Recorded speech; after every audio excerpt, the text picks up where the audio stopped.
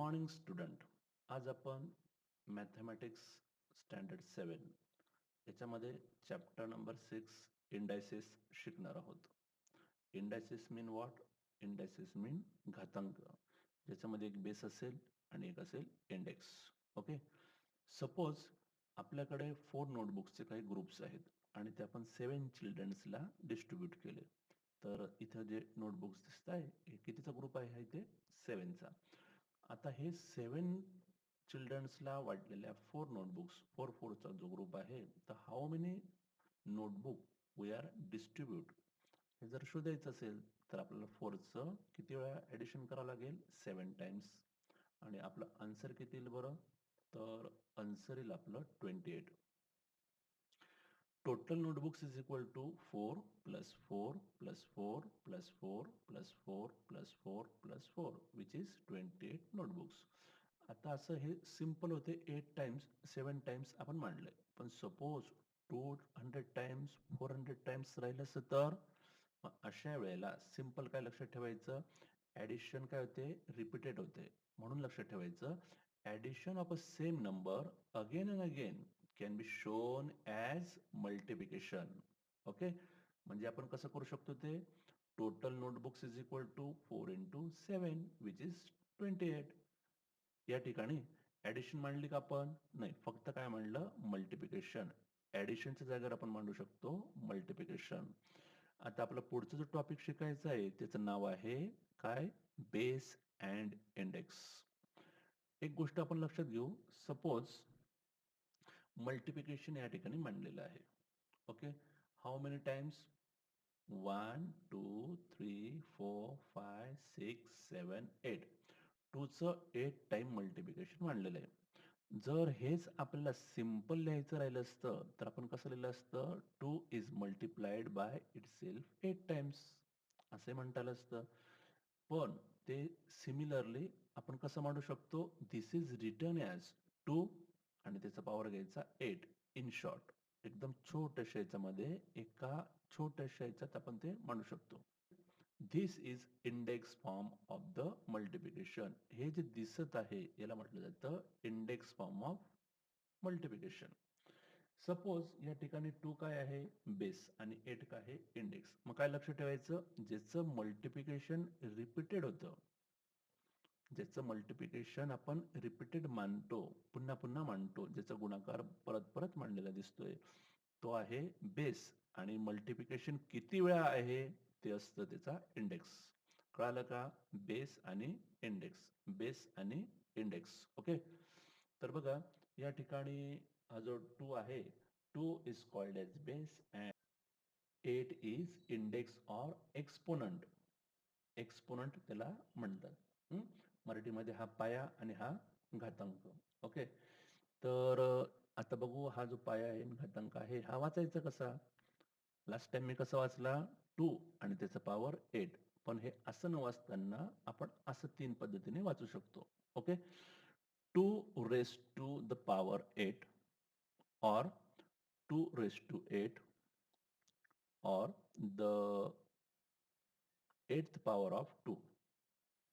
The 8th power of 2. Okay. म्हणजे आपण reading शिकलो का? हा जो आहे इंडेक्स नंबर आहे, इंडेक्स फॉर्म नंबर, त्याचं आपण अशा पद्धतीने रीडिंग करू शकतो. ओके. तर जनरली काय असेल? If a is any number, a हा कुठलाही नंबर असेल आणि त्याचं मल्टिप्लिकेशन मांडलंय how many times? m times. m may be 100 or 10 or 50 or 1 lakh. मग ते आपण सिंपल कसं लिहू शकतो? A raise to m. Okay. Read a raise to m as, म्हणजे एचा पॉवर जो एम आहे तो कसं वाचू शकतो आपण? A raise to the power m or the mth power of a or a raise to m. Here m is a natural number. Natural number असेल तर तो अशा पद्धतीने आपल्याला वाचता येईल. ओके. पुढे आपल्याला शिकायचं आहे number in index form. Number in index form आणि सोबत शिकायचं आहे नंबर इन मल्टिप्लिकेशन फॉर्म आणि पुढे शिकायचं आहे व्हॅल्यू. यानंतरचा जो टॉपिक आहे तो आहे नंबर इन इंडेक्स फॉर्म. आपण शिकलो. ओके. मल्टिप्लिकेशन फॉर्म आपण शिकलो आणि त्याची आता शिकायची आपल्याला व्हॅल्यू. सपोज हा घेतला बेस आणि त्याचा इंडेक्स आपण घेतला. मग याला वाचायचं कसं? 5 रेस टू 3. 5 रेस टू 3 वाचता येईल आणि जर स्पेशली हा 3 जो आहे याला क्यूबही वाचतात. Okay, it can be read as 5 cube. Okay, multiplication किती वेळा मांडावं लागेल बेसचं? 1 2 3 and the value is 125. 125 कसा आला? 5 into 5, 5 गुणिले 5 किती येईल? 25. आणि 25 गुणिले 5 केला तर उत्तर येईल त्याचं 125. दॅट मीन 125. एक दुसरं एक्झाम्पल बघू. तर त्यामध्ये बेस किती घेतला आपण? 3 आणि इंडेक्स घेतला 4. हा जो इंडेक्स आहे हा त्याच्या क्रॉसमध्ये वर लिहायचा आणि थोडा छोटा काढायचा. ओके, तर 3चं मल्टिप्लिकेशन आपण मांडूया 4 टाइम्स. 1 2 3 4. आता इथं लिहित असताना कसं लक्षात ठेवायचं? प्रत्येकाची हाईट सेम ठेवायची. ओके, आणि त्याचं मल्टिप्लिकेशन आलं 81. कसं येईल बरं? 3 गुणिले 3, 3 त्रिक 9, 9 गुणिले 3, 9 त्रिक 27 आणि 27 गुणिले 3 81. अशा पद्धतीने पण होईल. किंवा दोघांचा गुणाकार करा. 3 गुणिले 3 9 आणि 3 गुणिले 3 9, 9 गुणिले 9 81. आता पुन्हा बघा, आपण एक नंबर घेतलाय 6 आणि त्याचा पॉवर घेतलाय 2. कसं वाचणार बरं याला? रीड करा. 6 to the power 2. आणि याला स्पेशली आपण असं वाचू शकतो 6 raised to 2. आणखी कसं वाचता येईल याला? 6 आणि डोक्यावर जर कधी स्पेशली लक्षात ठेवा 2 आला तर काय वाचायचं त्याला? Square. 6 square, 6 square, 6 square. Okay, multiplication म्हणता येईल का? 6चं मल्टिप्लिकेशन 2 टाइम्स आणि व्हॅल्यू काय येईल बरं त्याची? 6 into 6 36. ओके, आता हा घेतलाय आपण 7चा पॉवर 4. वाचायचं कसं? 7 raised to 4. मल्टिप्लिकेशन 4 टाइम्स आणि मल्टिप्लिकेशन किती त्याचं? 2401. मग इथं कसं आलं असेल बरं?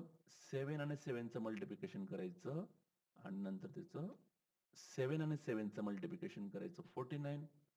7 आणि 7चं मल्टिप्लिकेशन येईल 49. मग 49 into 49 करा आणि तुम्हाला उत्तर भेटेल. जर तुम्हाला गुणाकार येत नसेल, मल्टिप्लिकेशन येत नसेल, तर बेसिक पासून मी त्याचा व्हिडिओ बनवलेला आहे. तो तुम्ही नक्की बघा. त्याचा आय बटनावर तुम्हाला त्याची लिंक टाकलेली आहे. जर तुम्हाला हे मल्टिप्लिकेशन येत नसेल, तर यासाठी स्पेशल एक व्हिडिओ बनवलेला आहे. बेसिक पासून तुम्हाला शिकता येईल आणि तो व्हिडिओ बघून तुम्हाला उदाहरणं सोडवता येतील. ओके, आता नेक्स्ट पाहूया. याच्यामध्ये काय लक्षात ठेवायचं? आता बघा, बेस हा निगेटिव्ह देखील बेस हा निगेटिव्ह देखील असू शकतो. म्हणजे या ठिकाणी बेस किती आलेला आहे? -6. The base is -6 and power is 2. Multiplication कसं म्हणणार बरं? -6 into -6. आन्सर काय आलं? 36. आता एक काय लक्षात ठेवायचं? जेव्हा दोन नंबरचं मल्टिप्लिकेशन असेल, प्रॉडक्ट असेल, तर त्यावेळेला तो निगेटिव्ह निगेटिव्ह पॉझिटिव्ह असतो. ओके, आता निगेटिव्हचं क्यूब केला आपण, तर मल्टिप्लिकेशन 1 2 3 आणि आन्सर किती येईल त्याचं? या दोघांचं मल्टिप्लिकेशन -2 -2. आन्सर आलं +4 आणि हा -2 तसंच घेतला. तर दोघांचं मल्टिप्लिकेशन काय येईल? सांगा बरं? -8. म्हणजेच काय लक्षात ठेवायचं? बेस निगेटिव्ह असेल आणि जर पॉवर हा इवन असेल, इवन इवन म्हणजे काय? दोनाने भाग जाणारा, 2 4 6 8 10 12 अँड सो ऑन, तर आन्सर पॉझिटिव्ह येईल. आणि बेस जर कधी ऑड असेल, ऑड ऑड म्हणजे काय? विषम, तर आपलं आन्सर निगेटिव्ह येईल. ओके, आता पुढे एक दिलं बघा. आता स्पेशल लक्षात असं ठेवायचं, 1चा पॉवर केलेला आहे 8, म्हणजे याला वाचणार काय? 1 raised to 8. मल्टिप्लिकेशन मांडा. ओके, मांडलं आणि मल्टिप्लिकेशन केल्यानंतर उत्तर किती येईल आपलं? 1. 1चं कितीही वेळा मल्टिप्लिकेशन केलं तर त्याचं आन्सर किती येईल? 1. लक्षात ठेवायचंय. ओके, पुढेचं बघा. आता 7चा पॉवर केलाय 1. हा जो 1 आलेला आहे, हा किती आहे? याला काय म्हटलं जातं पूर्ण याला? कसं वाचणार? 7 raised to 1 आणि मल्टिप्लिकेशन फक्त 7. त्याला कशानेही मल्टिप्लाय करायचं नाही. सिमिलरली बघा 10चा पॉवर किती घेतला आहे 1. पॉवर किंवा इंडेक्स किंवा त्याला म्हणू शकतो आपण एक्सपोनंट. ओके, तर याचा आन्सर आलाय 10. इथे एक गोष्ट लक्षात ठेवायची, the first power of any number, first power of any number is that number itself. Okay, आता इथं 1चा पॉवर केलेला आपण 80, म्हणजे 1/80. 1/80, 1 into 1 into 1. मल्टिप्लिकेशन फॉर्म करत असताना 80 टाइम मल्टिप्लिकेशन मांडायचं नाही. फक्त कसं मांडायचं, 1 into 1 into 1 into dash dash 80 time. इथं यस लावायला पाहिजे होतं आपण 80 टाइम्स, आणि त्याचा आन्सर काय येईल 1. -1चा जर कधी पॉवर 1 घेतला तर -1चा -7/1 is equal to -7. a/1 is equal to a. म्हणजे जर लेटर असेल तरी पण त्याचं आन्सर तेच येतं. ओके, आता बघा बरं, शोधून सांगा बरं मला. यानंतर तुम्हाला काही प्रश्न मी विचारतोय, ते तुम्ही कमेंट करून सांगा. ओके, याच्यासाठी नंबर इन इंडेक्स फॉर्म कुठला आहे बरं याच्यातला इंडेक्स फॉर्म नंबर? ओके, हा आहे -7/1. नंतर नंबर इन मल्टिप्लिकेशन फॉर्म फक्त -7. इथं मल्टिप्लिकेशन येणारच नाही. आणि पुढचं लक्षात ठेवायचं, व्हॅल्यू, व्हॅल्यू पण तीच येईल. म्हणजेच काय, इंडेक्स फॉर्म मध्ये इंडेक्स दिसतो आणि या ठिकाणी मल्टिप्लिकेशन फॉर्म मध्ये त्याचं मल्टिप्लिकेशन काही दिसत नाही, फक्त काय दिसते, व्हॅल्यू. ओके, आता इथं कोण वाचतं बरं, वाचा. 2/3, याला वाचायचं 2/3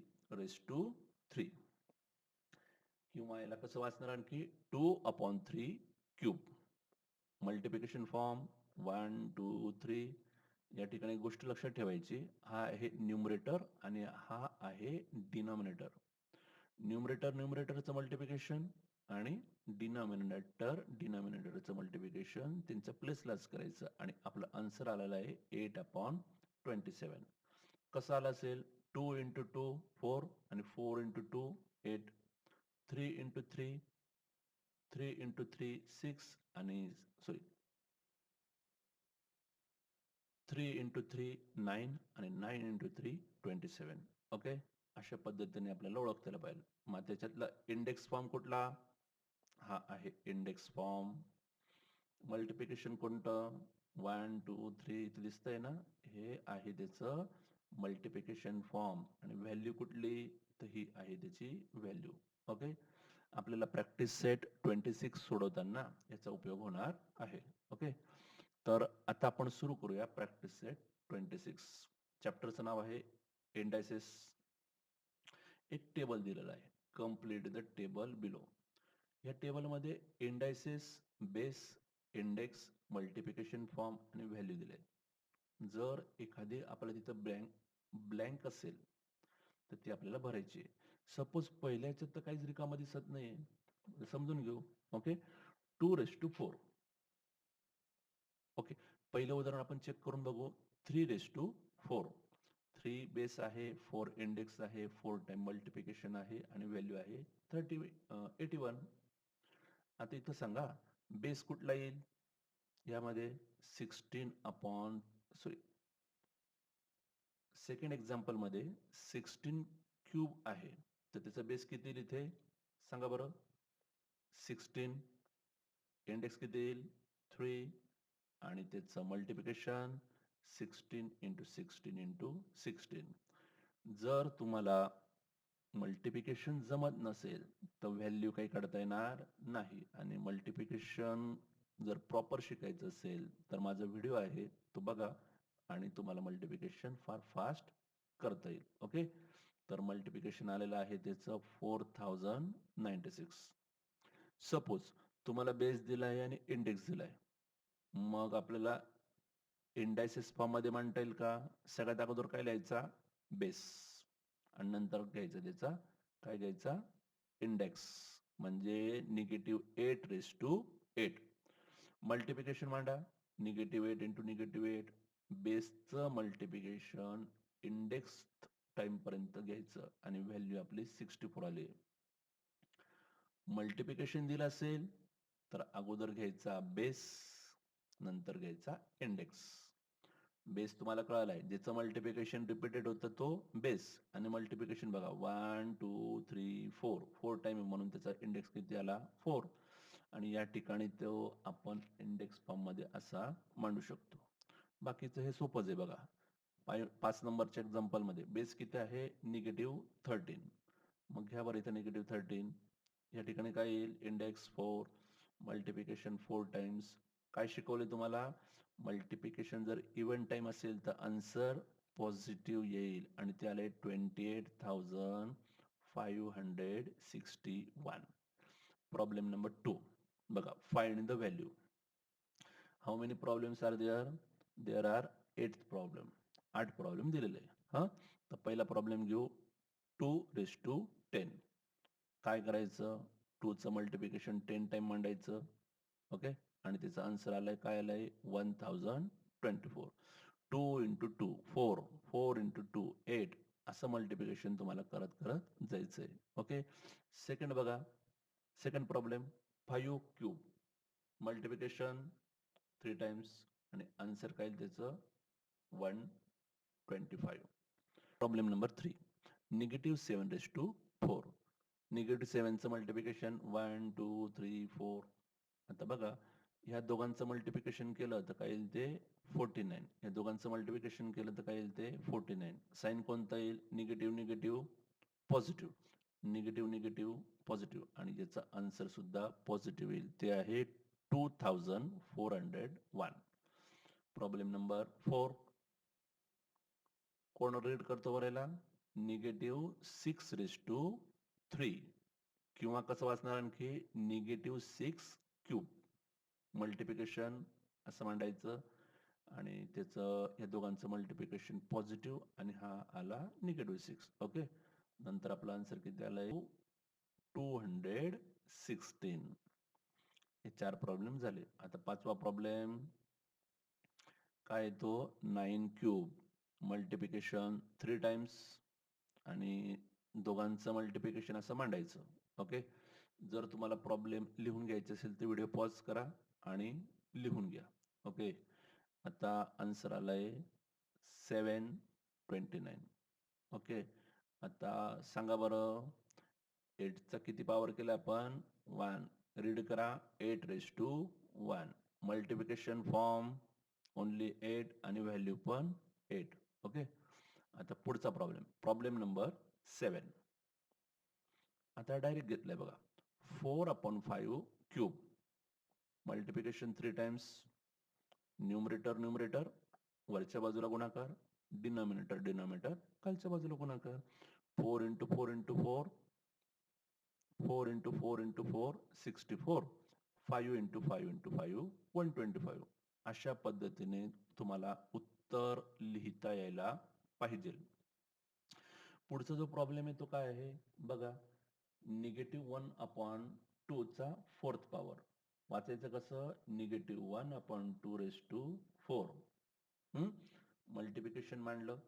आता एक गोष्ट लक्षात ठेवा पाहिजे, 4 वेळा गुणाकार आलेला आहे निगेटिव्ह नंबरचा, म्हणजे आन्सर काय येईल पॉझिटिव्ह. म्हणून निगेटिव्ह नंबर या ठिकाणून काय केलं आपण इलिमिनेट केलंय. न्यूमरेटरचं मल्टिप्लिकेशन, डिनॉमिनेटरचं मल्टिप्लिकेशन, आन्सर आलंय 1/8. मग तुम्हाला ऑब्झर्व केल्यानंतर लक्षात यायला पाहिजे की हे निगेटिव्ह साईन, हे जे निगेटिव्ह साईन हे गेले कुठं. या दोघांचं मल्टिप्लिकेशन केल्यावर पॉझिटिव्ह, या दोघांचं मल्टिप्लिकेशन केल्यावर पॉझिटिव्ह, म्हणून आपलं आन्सर पॉझिटिव्ह आहे. ओके, तर धन्यवाद. पुढील व्हिडिओ नक्की पहा. चॅनलला लाईक करा, सबस्क्राईब करा आणि नवनवीन व्हिडिओसाठी बेल आयकॉन नक्की दाबा.